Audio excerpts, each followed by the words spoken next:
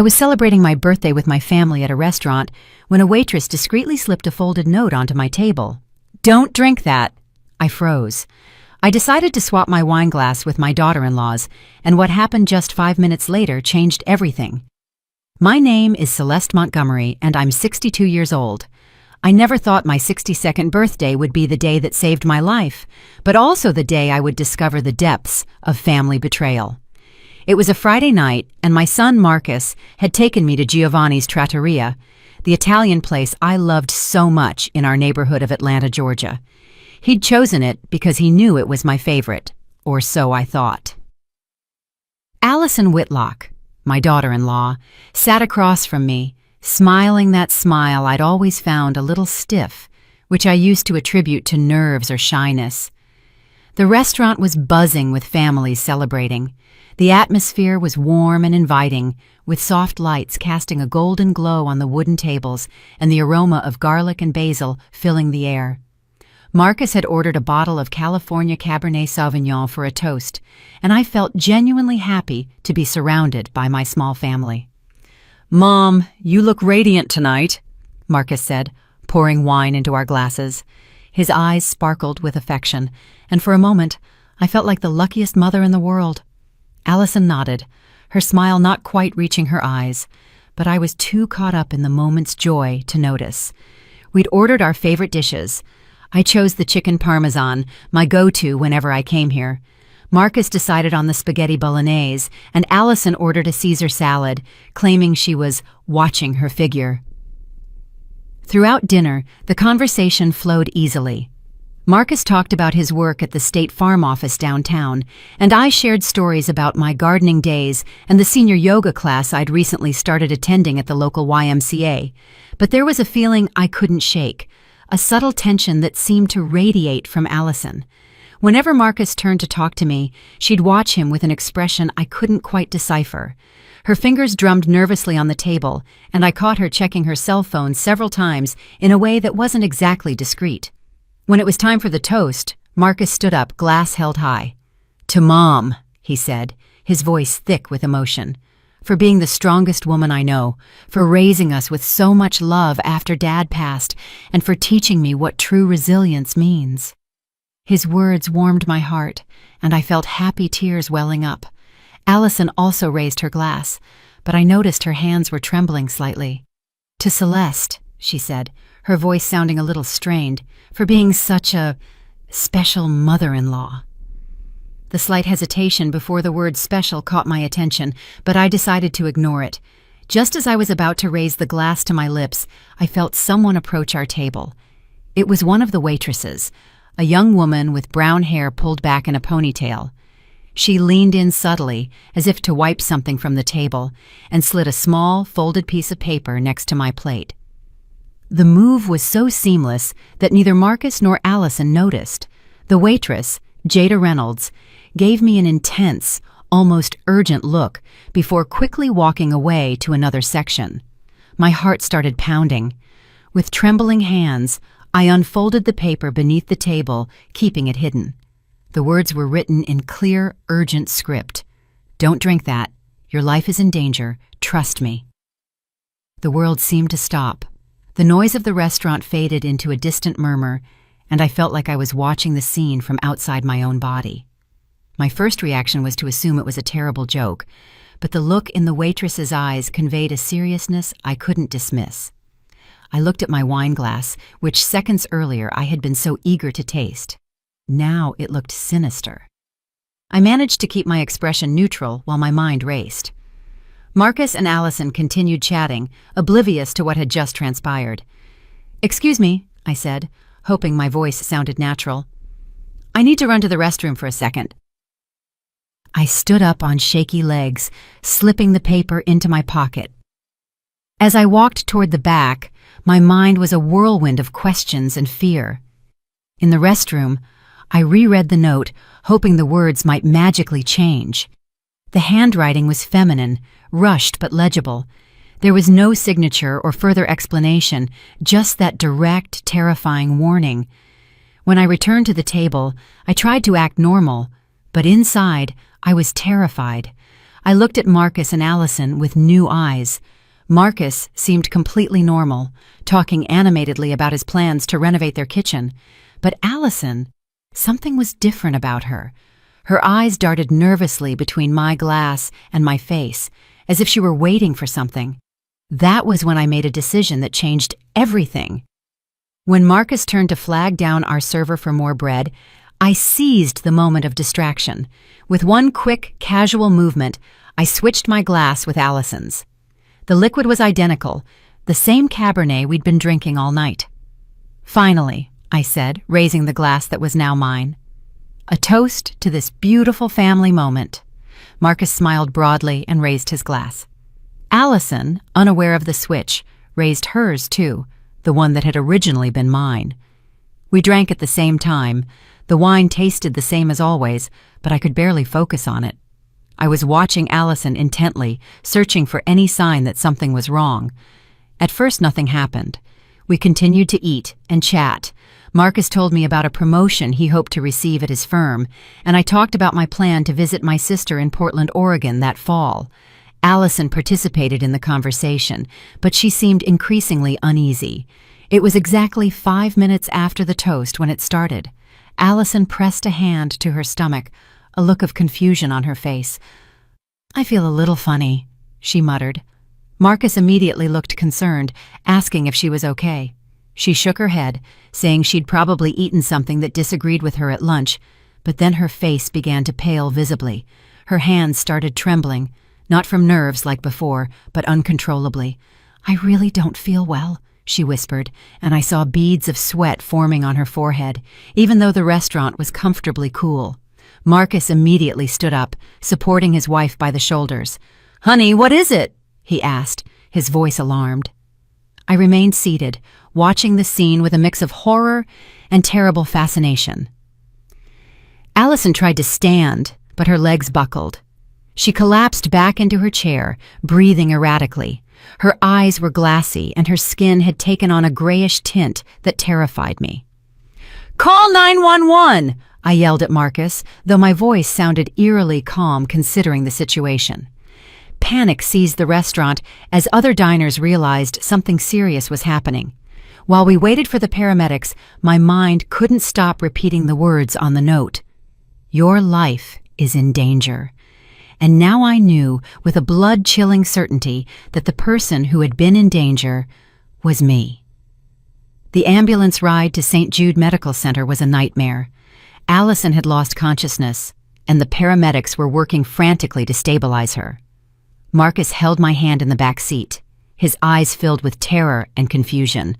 I clutched the waitress's note in my fist, feeling like it was the only evidence that I wasn't going crazy.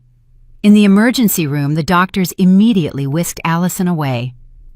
Marcus and I were left sitting in those uncomfortable plastic chairs that seemed designed to make you feel even more miserable than you already are. The smell of disinfectant made me nauseous, and the fluorescent lights created a cold, unforgiving atmosphere. "I don't understand what happened," Marcus muttered for the 5th time, running his hands through his hair. "She was fine an hour ago. Maybe it was something she ate or stomach flu." I didn't answer. I couldn't tell him about the note yet, not until I was sure of what had really happened. But deep down, I knew this wasn't simple food poisoning. The waitress's words resonated in my head like a nonstop alarm. After what felt like hours, a young doctor with a beard approached us. His expression was serious, and I could see in his eyes that he had news he didn't know how to deliver. "Are you the family of Allison Whitlock?" he asked. "I'm her husband," Marcus immediately replied. "This is my mother. How is Allison?" The doctor sat down across from us, which instantly told me the news wasn't good. "Your wife is stable for now, but we need to talk about what caused her collapse." He paused as if carefully choosing his words. "The results from the blood work show the presence of digoxin in extremely high levels." Marcus frowned. "Digoxin? What is that?" "It's a heart medication," the doctor explained. "In normal doses, it helps regulate heart rhythm, but the amount we found in her system is, well, it's potentially lethal." I felt as if I'd been punched in the stomach. "Are you saying someone poisoned her?" I asked, my voice trembling. I can't make that determination, the doctor replied carefully. But I can tell you that this amount of digoxin did not enter her system accidentally. We're going to have to contact the police to investigate. Marcus abruptly stood up, pacing back and forth in the small space. This is impossible, he muttered. No one would want to hurt Allison. She's a good person. Who would do something like that? I knew the answer, but I couldn't say it yet. I needed more information. Doctor, I said, is it possible for someone to put this medication in a drink? Definitely, he replied. Digoxin can dissolve in liquids, and in this case, we also detected alcohol in her system, which can intensify the toxic effects. That was the confirmation I needed. I pulled the note from my pocket with trembling hands and showed it to Marcus. His eyes widened as he read the words. Mom, where did you get this? He asked, his voice breaking. I told him everything. The waitress, the message, my decision to swap the glasses. With every word, I saw the color drain from Marcus's face. When I finished, he sank into the chair as if he'd lost all his strength. It can't be, he whispered. Are you saying someone tried to poison you? That's exactly what I'm saying, I replied firmly, though I was shaking inside. The doctor listened with a grave expression. I will report this to the police immediately, he said, and we're going to need to run blood tests on both of you as well, to make sure you haven't ingested anything dangerous. When the doctor left, Marcus and I sat in silence. I could see his mind working, processing the information, reaching conclusions he didn't want to accept. Marcus, I said softly, I need to ask you something, and I want you to think carefully before you answer. He looked at me, his eyes full of pain. Have you noticed anything strange about Allison's behavior lately?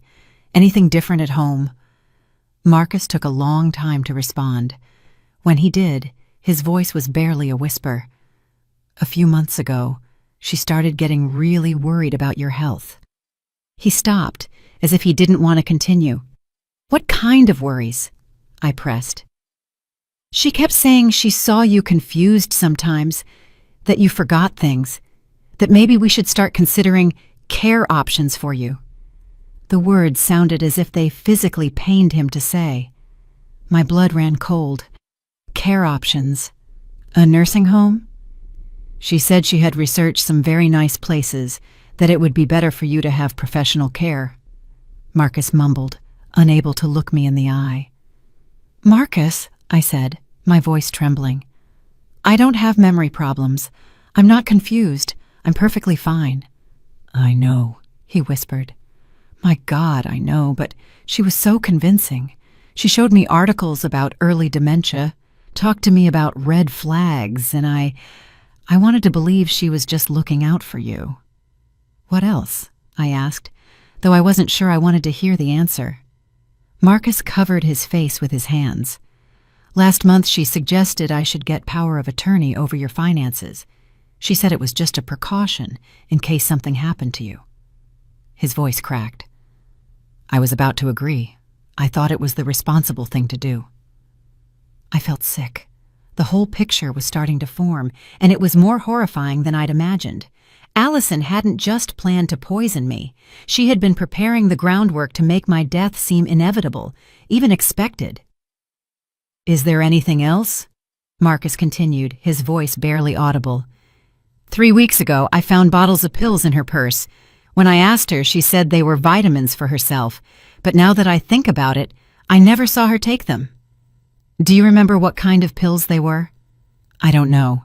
They were small, white pills, but there were a lot of them in different bottles. At that moment, a nurse approached us. Mrs. Montgomery? She asked. I'm Celeste Montgomery, I replied. The police are here and they'd like to speak with you. Also, the doctor wants to inform you about something we found in the additional analyses. We followed the nurse to a private room where 2 detectives and the doctor we'd met earlier were waiting. The doctor's expression was even more serious than before. We've done more detailed analyses, he began, and we've found something disturbing.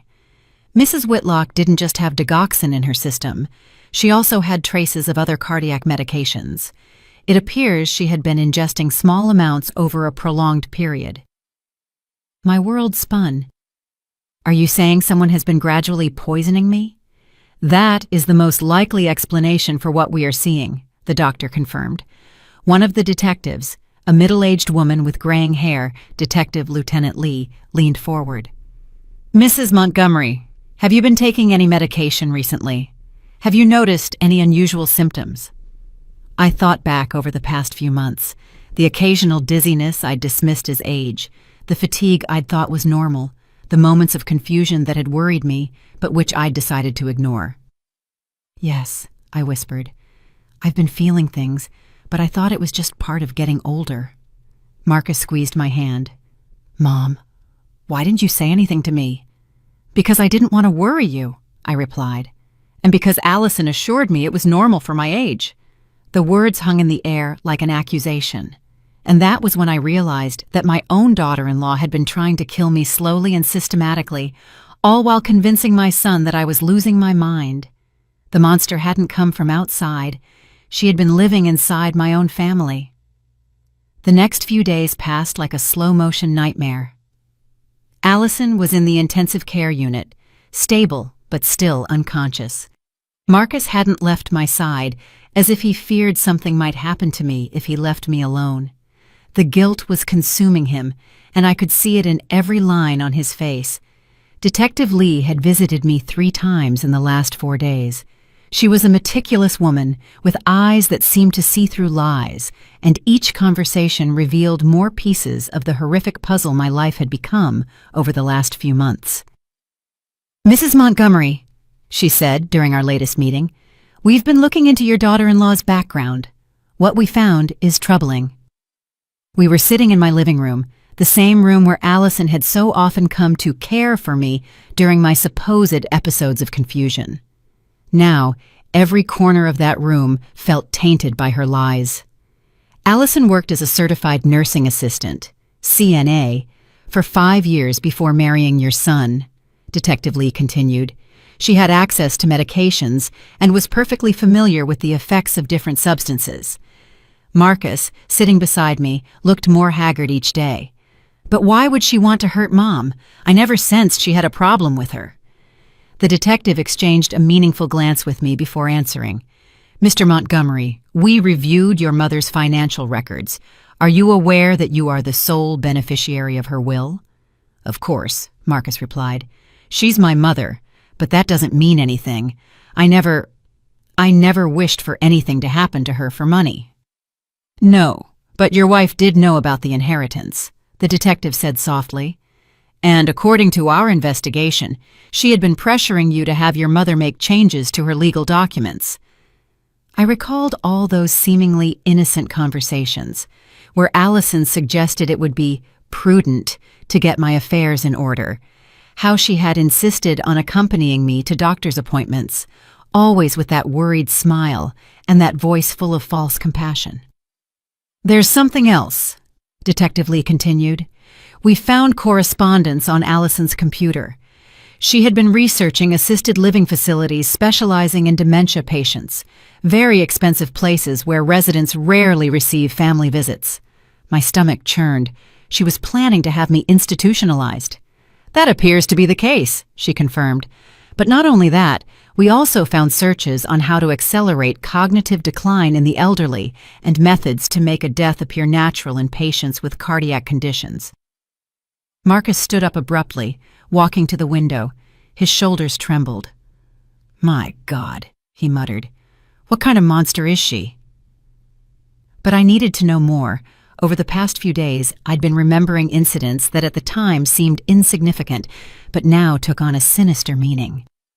Detective Lee, I said, I think I need to tell you about some other things that have been happening. Over the next hour, I recounted everything.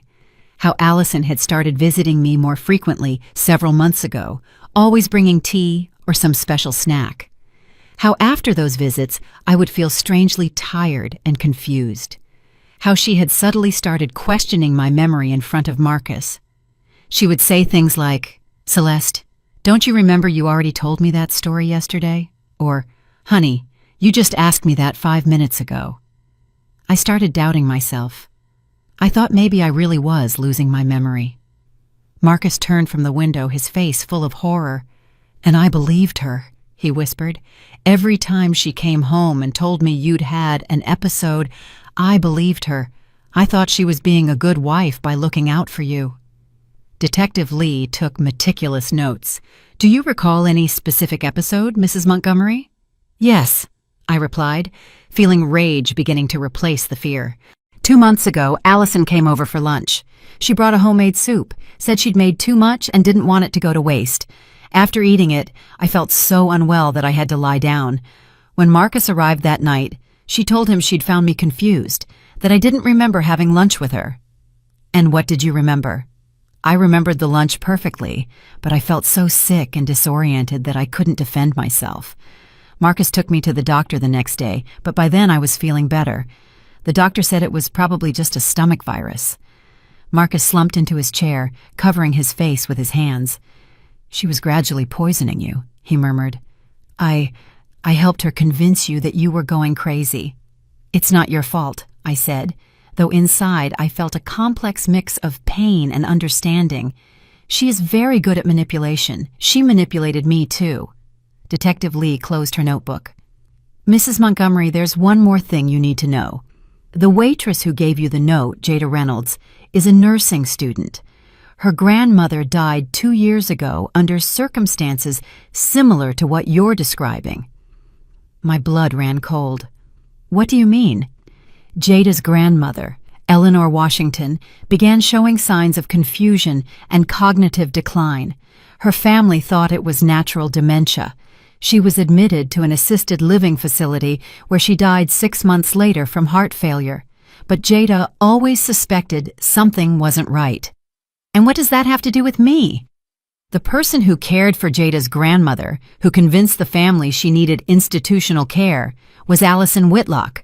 At the time, she used her maiden name, Allison Peters. The silence that followed was deafening. Marcus slowly raised his head, his eyes full of horrifying realization. Are you saying my wife, she'd done this before? That's exactly what we're investigating, the detective confirmed. Jada recognized Allison at the restaurant. She had been following her discreetly for weeks, trying to figure out if her suspicions were correct. When she saw what looked like a family situation, she decided to act. I thought of that young waitress who had saved my life, a stranger who had shown more concern for my well-being than my own daughter-in-law. Where is Jada now? I asked. I'd like to thank her. She is fully cooperating with our investigation, and I believe she'd like to speak with you too. Marcus finally spoke. His voice cracked with emotion. Mom, I'm so sorry. I'm sorry I ever doubted you. I'm sorry I let her do this to you. I reached out and took his hands in mine. They were cold and trembling. Marcus, listen to me. Allison is an expert manipulator. This is not your fault. But I should have seen the signs, he insisted. I should have known something was wrong. How could you have known? She presented herself as the perfect daughter-in-law, worried about her elderly mother. Anyone would have thought she was being kind. Detective Lee stood up. Mrs. Montgomery, we'll need you to come to the Atlanta Police Precinct tomorrow to give a formal statement. We also want you to speak with Jada Reynolds, if you are willing. Of course, I replied. I'll do whatever is necessary. After the detective left, Marcus and I sat in silence for a long time. The weight of everything we had discovered was overwhelming.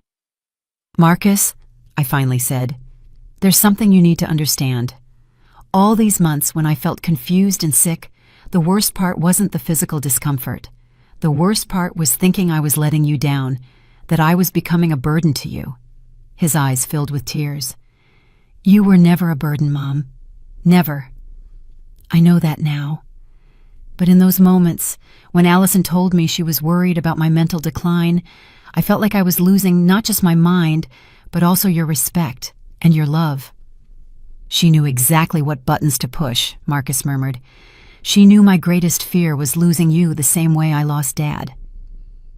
My ex-husband had died of Alzheimer's when Marcus was 25. It had been a devastating experience for the whole family, watching that strong, brilliant man gradually fade into a shadow of himself.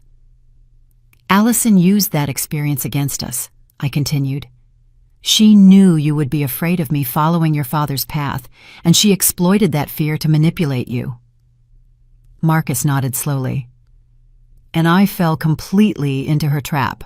I was so scared of watching you deteriorate that I didn't question anything she told me. Marcus, yes. When was the first time Allison mentioned my supposed confusion? He thought for a moment. It was shortly after Grandma Margaret passed away and left me that inheritance. My mother had passed away 8 months ago, leaving me a considerable sum of money that I had planned to leave to Marcus. But now I realized that had been the catalyst for Allison's plan. She knew about the money, I said, more to myself than to him. She knew everything. She knew everything, Marcus confirmed bitterly. About your will, about Grandma's inheritance, about my fears regarding your health. And she used every piece of information to construct her perfect plan. That night, as I lay in bed staring at the ceiling, I couldn't stop thinking about how close I had come to losing everything. Not just my life, but my dignity, my independence, and my relationship with my son. Allison had planned to steal everything I cared about, and she had been on the verge of succeeding. But she had underestimated one thing: the power of a compassionate stranger who refused to stay silent when she saw danger. And in the end, that had been her undoing. Jada Reynolds had the most determined eyes I had ever seen. When we met at the coffee shop near the Atlanta Police Department precinct, I could see in her a strength that reminded me of myself at her age. She was petite, barely 23 years old, but there was something about her presence that radiated a wisdom that only comes from pain. Mrs. Montgomery, she said, sitting across from me, I've been waiting for this moment for 2 years. Jada, I replied, taking her hands in mine, I have no words to thank you for what you did. You saved my life. Her eyes welled up, but her voice remained steady. I wish I could have saved my grandmother too. Over the next hour, Jada told me the full story of what had happened to her grandmother, Eleanor Washington. It was a chilling account because it was too similar to what had been happening to me. Grandma Eleanor was the strongest woman I knew, Jada began. At 78, she was still working in her garden, cooking for the whole family on Sundays, handling her own finances. She was completely independent. How did she meet Allison? I asked. My grandmother fell at the supermarket and hurt her wrist. Allison was there. She introduced herself as a CNA and offered to help her. She seemed so kind, so concerned about an older woman she didn't even know. Jada took a sip of her coffee before continuing. Allison started visiting my grandmother regularly, bringing her food, helping her with groceries. She claimed she felt lonely because she didn't have family nearby and that caring for Grandma Eleanor made her feel useful. And your family thought it was wonderful, I said, guessing the rest. Exactly. We were all so grateful that someone was looking out for her. I was in college. My parents were working double shifts. Allison seemed like a gift from heaven. When did the problem start? Jada sighed deeply. After 2 months, Allison started mentioning small incidents, that she had found Grandma confused, that she had forgotten to turn off the stove, that she had repeated the same story several times, minor but worrying things. My stomach turned as I recognized the pattern. And you all believed her? At first, we didn't want to accept it, but Allison was very convincing. She showed us articles about dementia, talked about red flags, and gradually we started noticing things about Grandma that we hadn't seen before, like she looked more tired. Sometimes she seemed confused when we talked on the phone. There were days she didn't remember conversations we'd had. Allison convinced us that we needed to accept the reality that Grandma was deteriorating. Jada paused, fighting back tears. The most horrible part is that Grandma started doubting herself too. She would tell me, Jada, I think something is wrong with me. Allison tells me I forget things and maybe she's right. My God, I murmured. That's exactly what was happening to me. Yes. And then Allison started suggesting that maybe it was time to consider a specialized residence. She said she had found a wonderful, very expensive, but excellent place, the Serenity Pines Assisted Living, where Grandma would get the care she needed. And the family agreed? Not immediately, but Allison was persistent. She told us we were selfish to keep Grandma at home when she clearly needed professional care, that we were putting our feelings above her well-being. I knew that tactic. Guilt disguised as legitimate concern. How long was your grandmother at that residence? 6 months, Jada replied, her voice breaking. 6 months before she died of what they said was natural heart failure. But when I went to visit her there, something wasn't right. Grandma whispered to me that Allison visited often, always bringing her special vitamins that the doctor had prescribed. Did you investigate those vitamins? I tried, but by then it was too late. Grandma had died. And when I inquired about the medications, I was told all her medical information was confidential. Jada wiped her eyes with a napkin. But I knew something was wrong. My grandmother had a perfectly healthy heart her entire life. She had no history of cardiac problems. What did you do then? I started investigating on my own. I discovered that Allison had worked at that residence before getting the CNA job. I also found that there were other similar cases, elderly people who had been admitted there after sudden cognitive decline and who had died of heart problems in a relatively short period. Did you tell anyone? I tried, but I had no real proof, only suspicions. The police told me that elderly people with dementia die from complications all the time. The administrators at the residence said they did everything possible for their patients. No one wanted to listen to a college student who was unhealthily processing her grief. But you didn't give up. I couldn't give up. When I saw Allison at that restaurant, it was like seeing a ghost. I had been following her discreetly for weeks, trying to gather evidence. When I saw her with you and saw the way she looked at your glass of wine, I knew she was about to do the same thing again. How did you know it was the wine? I saw her put something in your glass when you and your son were distracted talking. It was very subtle, but I was specifically watching her. In that moment, I had to make a decision. Stay quiet and risk another person dying, or act without solid proof. Thank God you decided to act. Jada nodded. But what terrifies me the most is thinking about how many other people, like my grandmother and like you, Allison has hurt. How many families have suffered because one woman decided she could gain money and power by manipulating vulnerable elders. That afternoon, Marcus came to pick me up after my meeting with Jada. During the drive home, I told him everything I had learned about Allison's pattern of behavior. Marcus, I said, I need to ask you something else, and I want you to be completely honest with me. Of course, Mom. Ask me anything you want. Did Allison ever mention anything about my will or financial planning? Marcus visibly tensed. Yes, he admitted after a pause. About 3 months ago, she started bringing up the topic frequently. She said it was important to make sure your affairs were in order, especially with your supposed mental decline. What kind of suggestions did she make? She wanted me to convince you to give me power of attorney. She said it would be easier to manage your finances if something happened to you. She also suggested you should consider putting the title of your house in my name to avoid legal complications later on. My blood froze. And what did you think of those suggestions? At first I resisted. It seemed premature, but Allison was very insistent.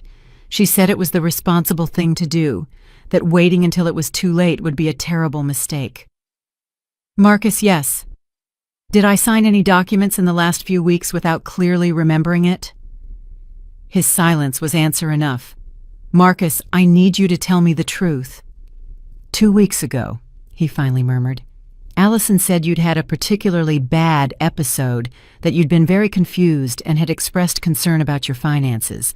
She said you'd asked us to come over to help you organize some papers, and when we arrived, you seemed a little disoriented. Allison had prepared some documents she said had been recommended by your lawyer. You said you wanted to sign them to get everything in order. What documents were they? A limited power of attorney and an addition to your will. I felt as if I'd been punched in the gut. An addition? Allison Allison said you wanted to add a clause that would give me immediate control over your assets if you were declared mentally incompetent. Marcus, I said, my voice trembling. I never requested those documents. I never spoke to my lawyer about that.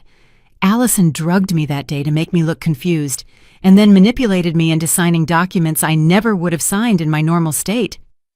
Marcus pulled the car over into the parking lot of a local mall and covered his face with his hands.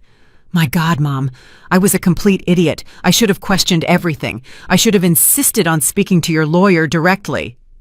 Don't blame yourself. She had been preparing for this moment for months. She had conditioned you to believe I was sick, that my judgment was compromised. When the time came to act, you were already prepared to accept her version of events. What are we going to do about those documents? We're going straight to my lawyer tomorrow, and we're going to void everything. I will explain the circumstances under which they were signed, and I will make sure Allison never gets access to a single dime of my money. That night, while Marcus called his lawyer to schedule an emergency appointment, I sat in my study and reviewed all my financial documents. The magnitude of what Allison had been planning was terrifying. With those documents I had signed under the influence of her drugs, she would have had virtual control over my entire estate. Once she had me admitted to a residence as a patient with dementia, she would have been able to manipulate my money freely while keeping me sedated and isolated. And eventually, when it was no longer useful to keep me alive, she would have found a way to accelerate my death, just as she had done with Jada's grandmother. It was a perfect plan, executed by a woman who had turned murder into an art form. But she had made one fatal mistake. She had underestimated the determination of a young woman who refused to forget her grandmother, and that had been her undoing. Allison woke up from the coma 4 days after drinking the poison intended for me. When Detective Lee called to inform me, I felt a strange mixture of relief and apprehension. On one hand, I was glad she hadn't died. As monstrous as she was, I didn't want her death on my conscience. On the other hand, I knew her waking up meant I would have to face her face to face. "How is she?" I asked over the phone. "Physically, she's recovering well," Detective Lee replied. "But mentally, well, she's very agitated. She's been asking for her husband constantly, and when we told her you were okay, her reaction was intense." "What kind of reaction?" "Complete denial. She insists there was some kind of mistake, that she would never hurt anyone. But the most concerning thing is that she's also been asking specifically for you, Mrs. Montgomery. She wants to see you." My stomach flipped. "Do I have to see her?" "You're not obligated, but it could be helpful for the case. Sometimes, when suspects are confronted directly by their victims, they reveal important information, but I completely understand if you don't feel comfortable." I thought about it for a moment. Part of me wanted to hide, to pretend Allison didn't exist and let justice run its course without my direct participation. But another part of me, a stronger part, wanted to look her in the eye and tell her she had failed to destroy me. "I'll do it," I finally said. "But I want Marcus to be present." "Of course. Tomorrow afternoon. Does that work for you?" That evening, Marcus and I sat in my kitchen drinking tea and mentally preparing for what was to come. He had been incredibly protective of me since we discovered the truth, almost as if he feared Allison could hurt me even from her hospital bed. "Mom," he said, "you don't have to do this. We can let the police and lawyers handle everything." "Yes, I do have to do this," I replied, with more firmness than I felt. "I need to see her. I need to understand how I could have been so blind for so long." "You weren't blind. She's an expert manipulator." "Maybe. But I also think part of me didn't want to see the signs because I wanted to believe that I finally had a daughter-in-law who cared about me." Marcus took my hand. "Mom, you've always had people who care about you. You have me." "I know, honey, but it's different. You're my son. You're supposed to love me.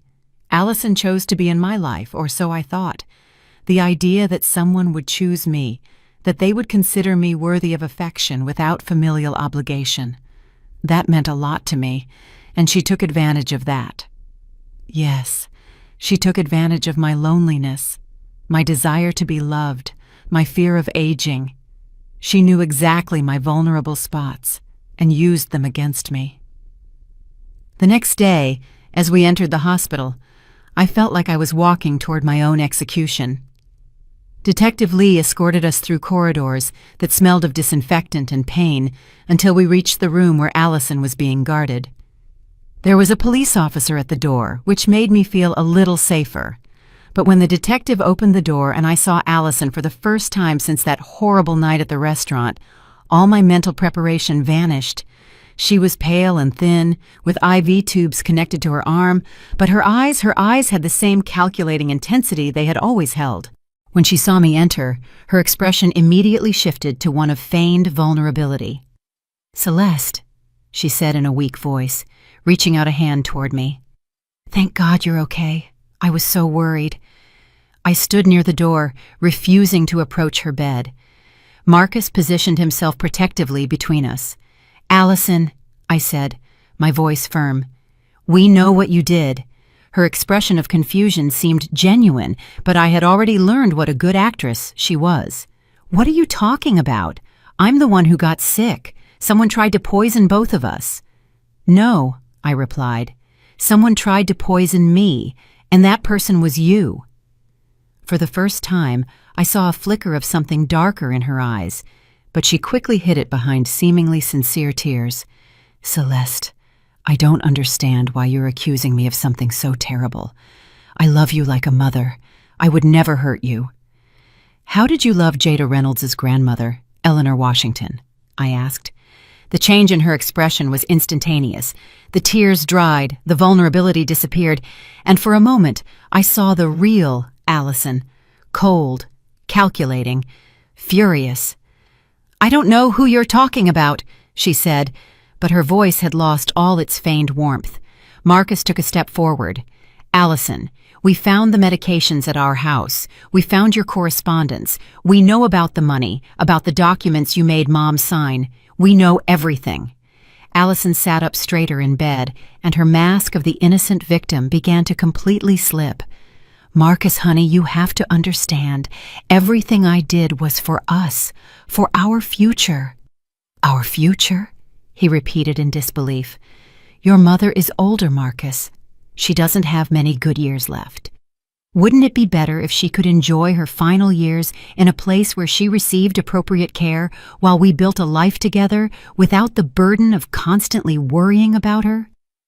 The coldness with which she spoke about me, as if I were an inconvenient object, made me nauseous. "And the money?" Marcus asked. "Was this all about the money?" Allison sighed as if she were explaining something obvious to a child. "Money is important, Marcus. Your mother isn't going to live forever. And when she's gone, why shouldn't we make sure we're comfortable? She doesn't need all those savings in a nursing home." "Are you talking about killing me?" I said, my voice trembling but steady. For the first time, Allison looked directly at me with pure hatred. "I'm talking about being practical about an inevitable situation." "How were you practical with Jada's grandmother?" Her smile turned cruel.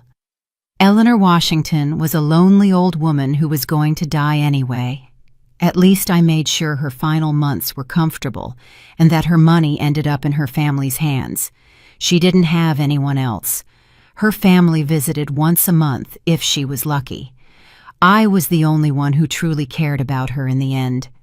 Marcus was shaking with rage. "How many other people have you hurt, Allison?" "I haven't hurt anyone," she replied coldly. "I've provided a peaceful transition for people who were already suffering." "A peaceful transition?" I repeated. "You call gradually poisoning older people until they die a peaceful transition?" "I kept them comfortable," she insisted. "No pain, no fear. It's more than most people can expect at the end of their lives." Detective Lee, who had been quietly taking notes, finally spoke. "Mrs. Whitlock, are you admitting that you intentionally caused the death of Eleanor Washington and that you plan to do the same to Celeste Montgomery?" Allison realized too late what she had revealed. She tried to backtrack. "No, I wasn't talking. Hypothetically. I'm confused from the medication." But the damage was done. She had shown her true self, and everyone in that room had witnessed it. "Allison," I said, finally stepping closer to her bed but keeping out of her reach. "I want you to know something. For months, you made me doubt my own mind. You made me feel like a burden, like I was losing my value as a person. But I survived, and I'm going to make sure you never have the chance to do this to anyone else." Her eyes filled with fury. "Stupid old woman," she hissed. "You should be grateful. I was going to give you a dignified death. Now you'll rot slowly in some cheap facility where no one cares about you." Marcus moved toward her, but I put my hand on his arm to stop him. "She's not worth it," I told him. "She can't hurt us anymore." When we left the room, I felt as if I had confronted the demon that had been living in my life for months. It was terrifying, but also liberating. "How do you feel?" Marcus asked me as we walked down the corridor. "Like I just woke up from a very long nightmare," I replied, "and like I can finally start to heal." That night, Detective Lee called to inform me that Allison had decided to confess in exchange for a plea agreement. She had admitted not only to the attempted murder against me, but also to the deaths of Eleanor Washington and 2 other elderly women over the last 3 years. "3 more?" I asked in horror. Yes, once she started talking, she seemed almost relieved to admit what she had been doing. I think she had been carrying the weight of those secrets for a long time. What will happen to her now? With the confessions and the evidence we have, she will likely face life imprisonment without the possibility of parole. When I hung up the phone, I felt no triumph or vengeance. I felt only a profound sadness for all the lives Allison had destroyed, and an overwhelming relief that her reign of terror was finally over. But I also knew that the most difficult part of my healing process was just beginning. 6 months after that horrible night at Giovanni's Trattoria, I wake up every morning with a feeling I had forgotten existed: peace. It's a strange sensation after so many months of living in constant fear, doubting my own mind, feeling like I was losing pieces of myself every day. My morning routine has changed completely. I no longer need to obsessively check if I locked the door or turned off the stove, because now I trust my memory. I no longer have to question every decision I make, wondering if it's evidence of mental decline. I know my mind is clear, that it always was clear, and that the confusion and forgetfulness were caused by poison, not illness. Marcus comes to visit me every Sunday, and our relationship has transformed in ways I never imagined possible. The guilt he carried for doubting me, for letting Allison manipulate him, had been consuming him for weeks after the trial. But we worked through it together in family therapy, and little by little, we've built a new, deeper trust. "Mom," he told me during one of our sessions, "I think part of me always knew something wasn't right, but it was easier to believe your mind was deteriorating than to face the possibility that my wife was a killer." "Why was it easier?" the therapist asked him. "Because if Mom was sick, I could be the hero who took care of her. But if Allison was lying, that meant I had chosen poorly, that I had brought danger into my mother's life. That would make me the villain of the story." It was painful to hear that, but it was also a relief. Marcus had found the courage to be honest about his own fears and insecurities, and that allowed us to truly heal. Allison's trial lasted 3 weeks. I testified for 2 full days, recounting my story to a jury who listened with a mixture of horror and compassion. Jada Reynolds also testified, speaking bravely about her grandmother's death and her determination to find justice. Allison attempted to use an insanity defense, claiming she suffered from a personality disorder that made her incapable of controlling her actions. But the prosecution presented evidence of years of meticulous planning, internet searches on poisons and murder methods, falsified documents, and deliberate financial manipulation. When the verdict was read, guilty on all counts, I didn't feel the satisfaction I had expected, only emptiness. A woman I had once called family would be sent to prison for the rest of her life. And while I knew it was justice, I couldn't help but feel sadness for what might have been if Allison had chosen a different path. After the trial, I decided to make some important changes in my life. The first was to move. I couldn't continue living in the house where Allison had come so many times to slowly poison me. Every corner held memories of those terrible months, and I needed a new space to build a new life. I found a charming small house near Lake Lanier with a yard that lets me spend hours working with my hands in the dirt. There is something deeply healing about planting seeds and watching them grow, about creating life after having been so close to losing it. Jada Reynolds has become an important part of my new life. We meet regularly for coffee, and we've developed a friendship that goes far beyond the circumstances that brought us together. She is finishing her nursing degree, and I have been helping her financially with her studies. It's my way of honoring the memory of her grandmother, Eleanor, and thanking her for saving my life. "Mrs. Montgomery," she told me during one of our recent visits, "there's something I want to tell you." "Tell me, dear." "I've been thinking about specializing in geriatric care. I want to work with older adults, help them maintain their dignity and independence for as long as possible." "That's wonderful, Jada. What inspired you to make that decision?" "You," she replied simply. "Watching you fight to get your life back, how you refuse to be defined by what Allison did to you, showed me that older people aren't helpless victims. They are warriors who have survived decades of life and deserve respect and protection." Her words filled me with a warmth I hadn't felt in a long time. Knowing that my horrible experience could inspire something good in the world gave a purpose to all the pain I had suffered. I've started speaking publicly about my experience, not to seek attention or sympathy, but to educate other families about the signs of elder abuse. It's astonishing how many people approach me after my talks to say they recognize some of the patterns I describe in their own families. A 70-year-old woman told me her son-in-law had been pressuring her to grant him access to her bank accounts using the same type of manipulation Allison had used on me. Another family realized their father's episodes of confusion always occurred after visits from his new caregiver. I can't save everyone, but if my story can help prevent even one case of abuse, then everything I went through will have been worth it. Marcus has started dating someone new, a woman named Sarah, whom he met at a support group for crime victims' family members. At first, I worried about how this would affect our reconstructed relationship, but Sarah is genuinely wonderful. She's transparent, honest, and completely respects the boundaries Marcus and I have established. "Mom," Marcus told me last week, "I want you to know that I will never allow anyone to hurt you again. I've learned to recognize the signs of manipulation, and I promise I will always believe you when you tell me something isn't right." "Marcus," I replied, "I don't need you to protect me from everything. I just need you to trust me and my judgment. I'm stronger than any of us thought." And it's true. I am stronger.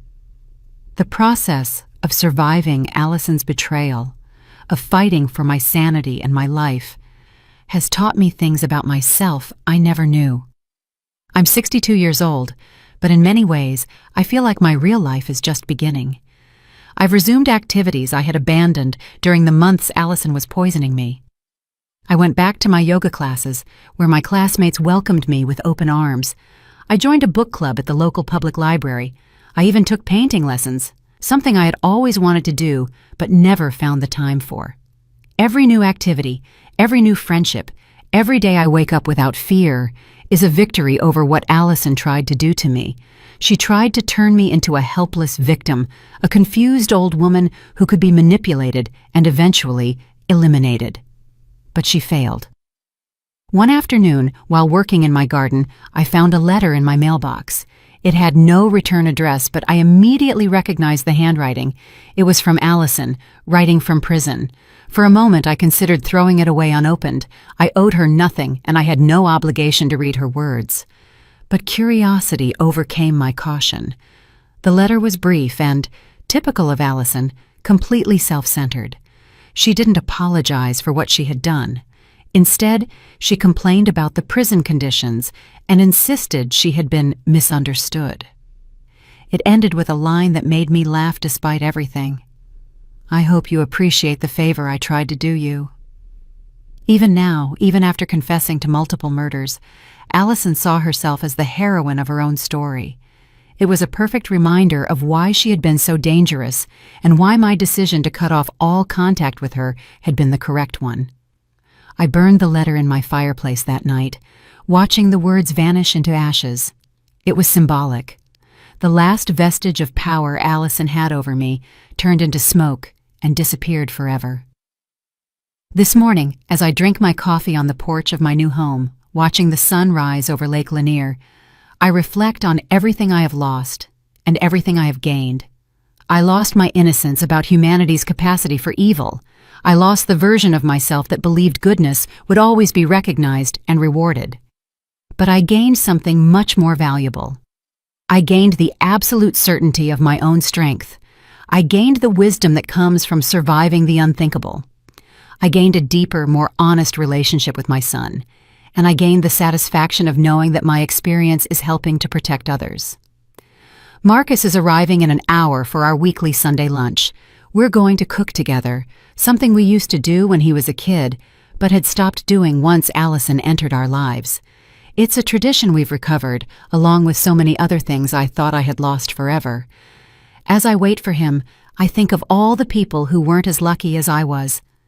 Eleanor Washington and Allison's other victims never had the chance to rebuild their lives, but their memory lives on in the work Jada and I are doing to prevent future abuse. At 62, I've learned that life can change in an instant. It can turn into a nightmare without warning, but it can also transform into something beautiful when you least expect it.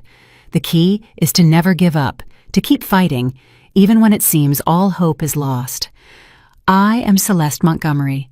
I survived an attempted murder by my own family, and I am here to tell my story, not as a victim, but as a warrior who refused to be silenced. And every day I wake up free, healthy, and in control of my own life is my sweetest revenge against those who thought they could destroy me. Did you like my story? And which city are you listening from? Let's meet in the comments. If you like the story, you can support me by sending a super thanks so I can keep bringing more stories like this. Thank you so much for your sweet support. I'm looking forward to your comments on the story. On the screen, you can see 2 new life stories that I highly recommend. There's so much more on my channel. Don't forget to subscribe. See you in the next life story with love and respect.